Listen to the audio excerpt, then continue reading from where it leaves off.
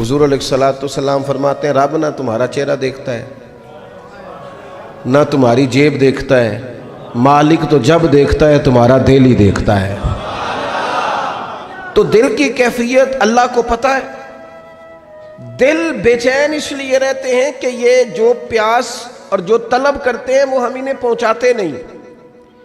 دل بے قرار اس لیے رہتے ہیں کہ یہ رب و رسول کی محبت سے ٹھنڈے ہوں گے، ہم ادھر ادھر کی چاہتے لیے پھرتے ہیں۔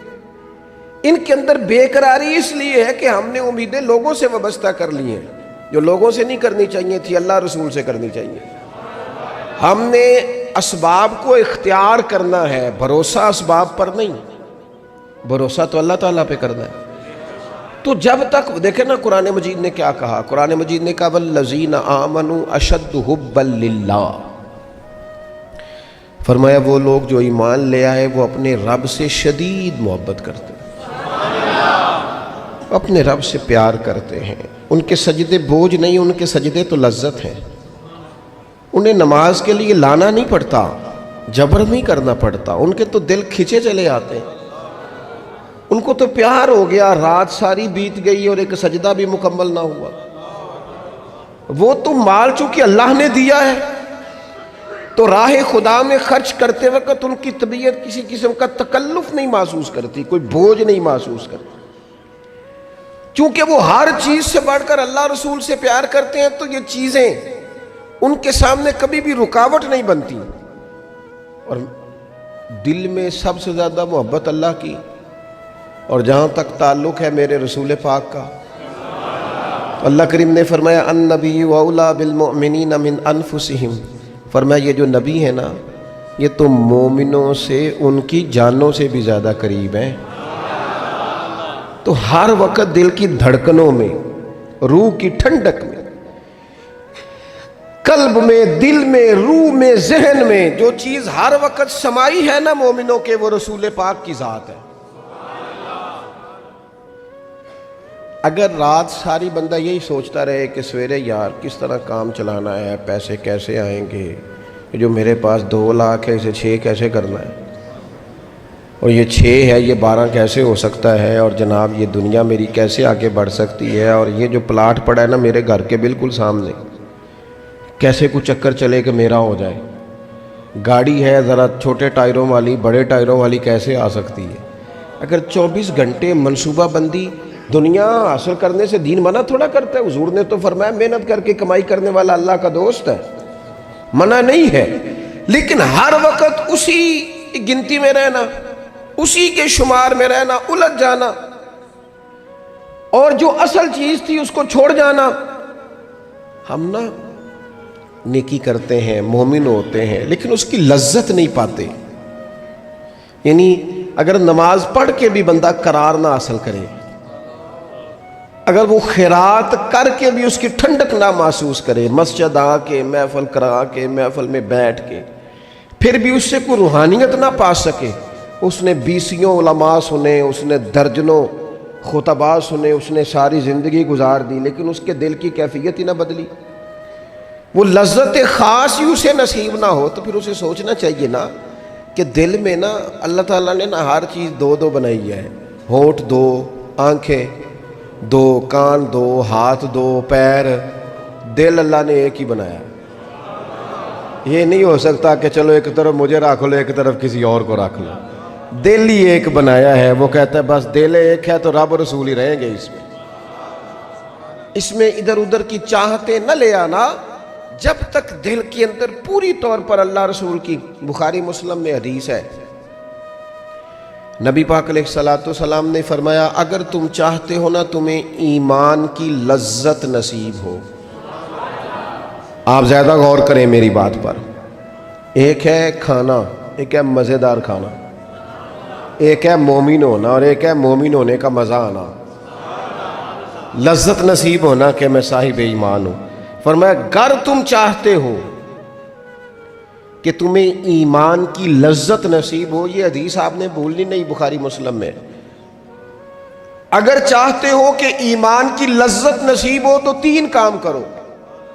یا رسول اللہ صلی اللہ تعالی علیہ وسلم کون کون سے؟ حضور فرمانے لگے پہلا کام یہ کرو کہ ہر چیز سے بڑھ کر اللہ رسول سے محبت کرو. لیکن یہ نیرا نعرہ نہیں لگانا، یہ غور کرنا ہے، پیسوں پر اچھی طرح غور کر کے سوچ لینا ہے کہ پیسے زیادہ پیارے ہیں کہ اللہ رسول. یہ غور کر لینا. یہ جو جھوٹی انا کے بت بنائے ہوئے نا، میری عزت، میری برادری، میری افسری، میرا قبیلہ، میری کرسی، یہ غور کر لینا ہے کہ کرسیاں زیادہ پیاری ہیں، اقتدار زیادہ پیارا ہے کہ اللہ رسول. ایک طرف رسول اللہ کی شریعت اور ایک طرف تیری برادری کے رسم و رواج. لیکن شادی والے دن رسم و رواج جیت گئے. کدھر گئی تیری محبت رسول؟ وہ صرف محفل والے دن تھی، ربیع الاول شریف میں تھی. ہم تو دیندار سمجھتے ہی اس کو ہیں جس کے گھر میں شادی ہو تو پتہ چلتا ہے کتنا دیندار ہے. محفل میں تو سارے دیندار ہوتے ہیں. یہ تو پتہ ہی تب چلتا ہے جب کسی کا انتقال ہو جائے یا گھر میں کوئی خوشی آئے کہ اب یہ کتنا دیندار ہے. اب پتہ چلے گا. مسجد میں تو سارے دیندار ہیں. فرمایا اگر چاہتے ہو کہ لذت ایمان نصیب ہو تو ہر چیز سے بڑھ کر اللہ رسول سے پیار کرو. اور دوسرا فرمایا جس سے بھی پیار کرو نا اللہ رسول کی رضا کے لیے کرو. شکریہ کا تکلف بھی چھوڑ دو. وہ میرا احسان مانے گا یہ بھی چھوڑ دو، میری تعریف کرے گا یہ بھی چھوڑ دو. فقط اللہ رسول کی رضا کے لیے رشتے بنانے شروع کرو، مومن ہونے کا مزہ آئے گا. جتنے ہم شکوے کرتے ہیں نا رشتہ داروں کے، بھائیوں کے، قبیلوں کے، برادریوں کے، یہ سارے ختم ہو جائیں اگر ہم محبت اللہ رسول کی وجہ سے کرنی شروع کر دیں. اگر بنیاد اللہ رسول کی رضا ہو تو ہماری طبیعتوں میں کسی کے لیے نفرت پیدا نہ ہو، بے ادبی پیدا نہ ہو، کوئی ایسا ماحول نہ ہے. کیوں کہ ہم ڈائریکٹ پیار ہی نہیں کرتے. ہم جس سے بھی پیار کرتے ہیں درمیان میں رب و رسول کو رکھ کے کرتے ہیں. اور حضور فرماتے ہیں قیامت کے دن رب اعلان کرے گا، اللہ فرمائے گا وہ کہاں ہیں جو دنیا میں میری رضا کے لیے آپس میں پیار کرتے تھے. یا اللہ کیا ملنے والا ہے؟ اللہ فرمائے گا آج میرے عرش کے سائے کے علاوہ سایہ کوئی نہیں. جو دنیا میں میری رضا کے لیے آپس میں پیار کرتے تھے انہیں آج میں اپنے عرش کا سایہ عطا کروں گا. تو اگر ایمان کی لذت چاہتے ہو، ایک تو ہر چیز سے بڑھ کے اللہ رسول سے پیار کریں، ایک جس سے بھی پیار کریں اللہ رسول کے لیے کریں. اور دوسرا فرمایا مومن ہونے کے بعد، کلمہ نصیب ہونے کے بعد، ایماندار ہونے کے بعد کفر کی طرف جانا اتنا ناپسند کریں، اتنا ناپسند کریں جتنا کوئی آگ میں جانا ناپسند کرتا ہے. اتنا ناپسند کریں. اگر یہ ذہن بن گیا پھر لذت نصیب. میں آپ سے عرض کروں میرے عزیزو، ہم نا تھکی تھکی سی زندگی گزارتے ہیں،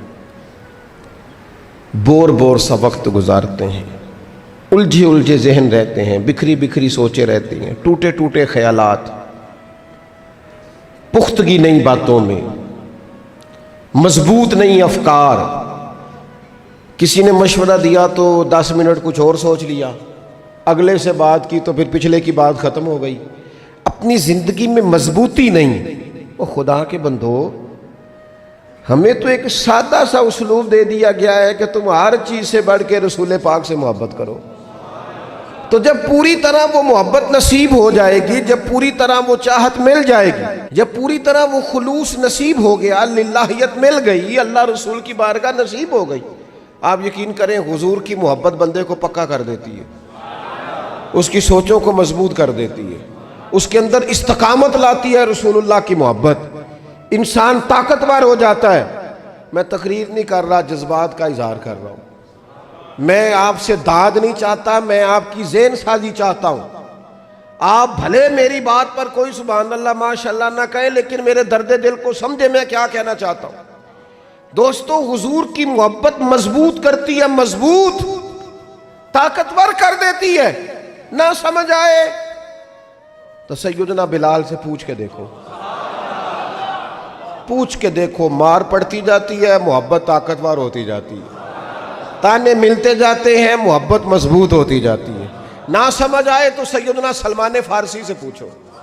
سالوں بیت گئے، ڈھونڈتے، تلاش کرتے، آتے حضور کی بارگاہ میں حاضری دیتے، غلامی کرتے، کہاں سے چلے کہاں پہنچے. اگر نہ سمجھ آئے تو حضرت خبیب سے پوچھو، نہ سمجھ آئے تو بدر میں جا کے شہید ہونے والوں سے پوچھو یہ محبت کتنا طاقتور کرتی ہے۔ حضرت انس بن نضر سے پوچھو میدان احد میں کہ یہ محبت افکار کو زندہ کرتی ہے، روح کو تازہ کرتی ہے۔ بندہ نہ زیادہ باتوں سے ویسے ہی بچ جاتا ہے، ایک شے ہی صرف یاد کرنی پڑتی ہے، ایک شے ہی، علم و بس کریو یار اے ہوئی حرف تینوں درکار۔ اعلیٰ حضرت فرماتے ہیں اے عشق تیرے صدقے ہم جلنے سے چھٹے سستے، جو آگ بجھا دے گی اب وہ آگ لگائی ہے، جو آگ بجھا دے گی اب وہ۔ اور پھر اعلیٰ حضرت فرماتے ہیں کہ یاد رکھنا جان ہے عشق مصطفیٰ، روز فزوں کرے خدا، اور جس کو ہو درد کا مزہ، جس کو ہو درد کا مزہ، ایک ہوتا ہے شفا کا مزہ، ایک ہوتا ہے بیماری کا مزہ۔ یہ حضور کی محبت کی وہ والا درد ہے کہ یہ مزیدار ہے۔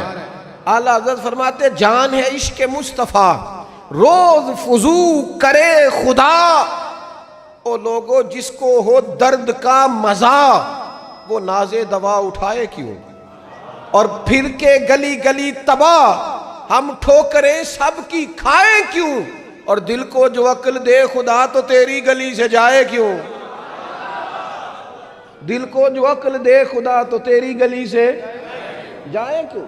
صحابی بیٹھے نا نبی پاک کی بارگاہ میں، اور دیر سے بیٹھے اور جم کے بیٹھے، بٹھا کے اپنے محبوب کو اپنے پہلو میں، جو لوگ کچھ نہیں کرتے وہ بھی کمال ہی کرتے ہیں، دیر سے بیٹھے اور بیٹھے تو نبی کریم نے فرمایا جاؤ کوئی کام بھی کرو۔ اٹھے، ستون کی اوٹ سے ہو کے واپس آگے، کہنے لگے یا رسول اللہ آپ کے بغیر دل ہی نہیں لگتا، تو طبیعت ہی نہیں جمتی، کہیں نظر ہی نہیں ٹھہرتی۔ جب تک آپ اپنے دل کی کیفیات، یار ہمارے بزرگ، ہمیں تو وقت نہیں ملنا چاہیے، اگر ہمارا دعویٰ ہے کہ ہمیں حضور سے محبت ہے تو وقت ہی نہیں ملنا چاہیے۔ سیرت ساری پڑھ لی ہے ہم نے،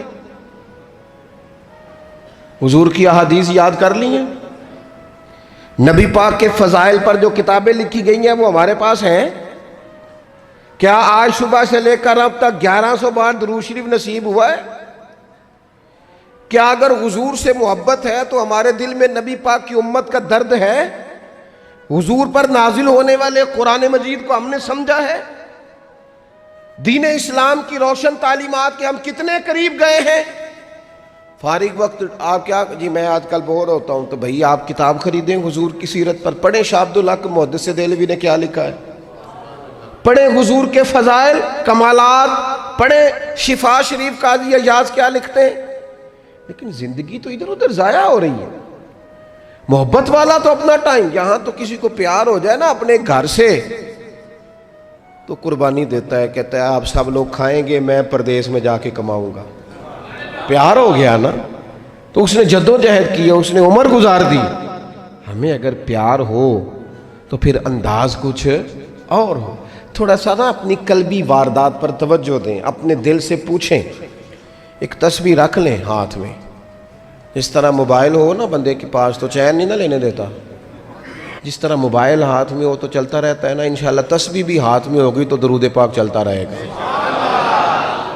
یہ کریں یہ کام، حضور کے تذکار جمیلہ، نبی پاک کا تذکرہ، اپنے قلب اطہر میں حضور کی محبت کو۔ آپ دیکھیں نا کبھی صحابہ کا مزاج، ایک ہوتا ہے بڑے مشورے کرنا،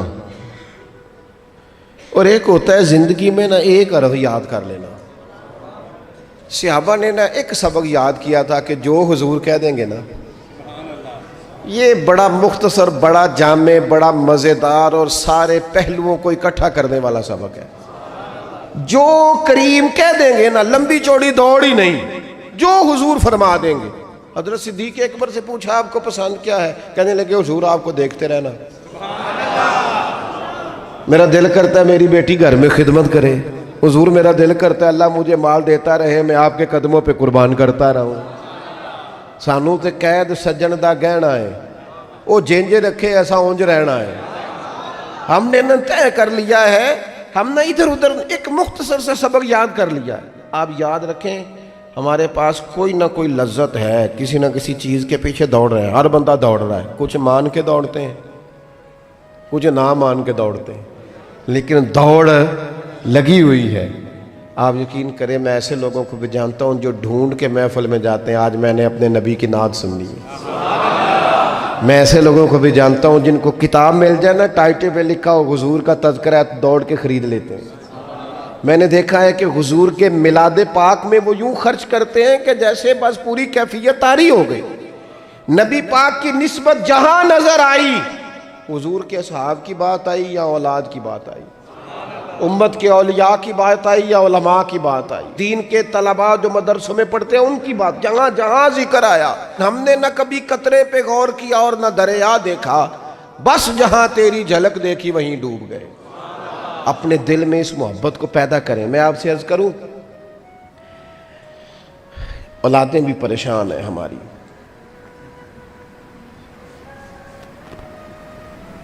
ہم نے بچوں کو پیسے دیے، ٹائم نہیں دیا،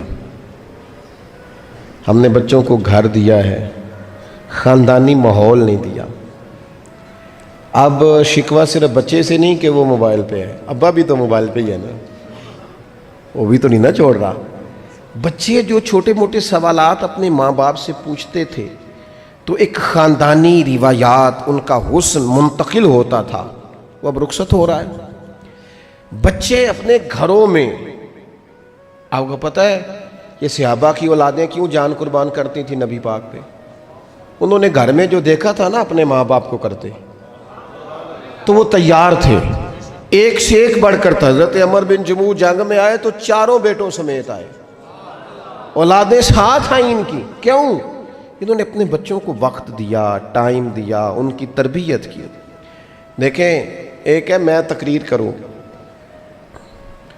تقریر سے بھی بچے سیکھیں گے، ایک ہے کہ جو ان کا باپ کرتا ہے۔ میں اکثر ایک مثال دیتا ہوں، میں کہتا ہوں کہ کئی دفعہ گھر میں نا اماں کہتی پتر چپ کر جا، تیرا ابا آج کل پریشان ہے، ناراض ہو جائے گا، چپ کر، ابھی بات نہ کرنا، کاروباری ٹینشن چل رہی ہے۔ ہوتا ہے کہ نہیں؟